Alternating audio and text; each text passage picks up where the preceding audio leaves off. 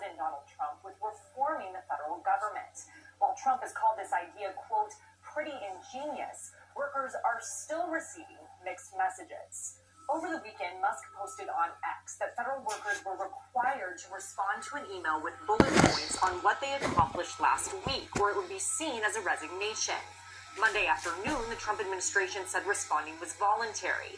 But then Monday evening, Musk circled back to say failure to respond a second time will result in termination, without giving workers a new deadline. The White House attempted to clarify the contradictory guidance on Tuesday.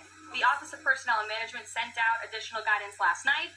Those responses should be directed to agency leadership, and the president defers to his cabinet secretaries, who he's obviously entrusted to pursue the guidance relative to their specific workforce. Several of Trump's agency leads have instructed their workers not to respond to the email.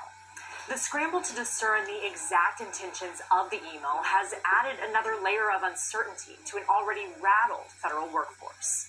At the White House, I'm Julia Benbrook. Ukrainians say it's been a long 3 years. I feel incredibly tired. We've undergone a very big transformation. Ukraine President Vladimir Zelensky marked the 3-year anniversary by hosting European leaders at a war memorial in Kyiv. With somber expressions, the leaders placed lanterns to honor the fallen. On X, Zelensky proclaimed his, quote, eternal gratitude to the fallen heroes. He said 3 years of resistance, 3 years of gratitude, 3 years of absolute heroism of Ukrainians. In the U.S., President Donald Trump hosted a world leader of his own. I think we should never say, I will never send any boots on the ground, because you give a blank check to violate any type of commitment. France's president met with Trump in the Oval Office and stressed the importance of Trump standing firm against Putin.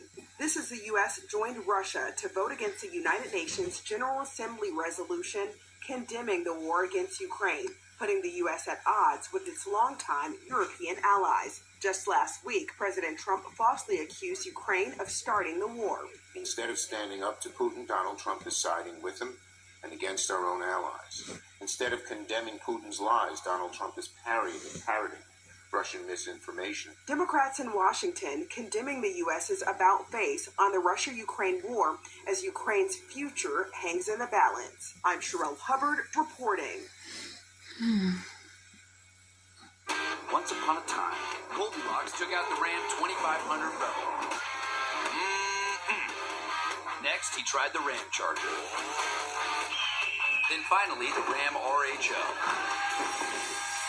And they were all just right. Right now during Ram Truck Month, get $6,500 total cash allowance on the purchase of select 2025 Ram 1500 trucks. See your local Ram dealer today. Life can get pretty hectic.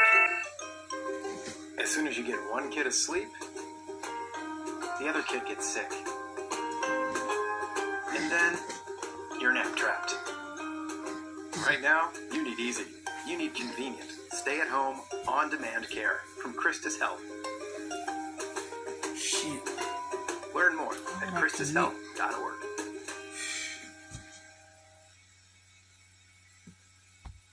Americans are finding it more difficult to pay off their debt.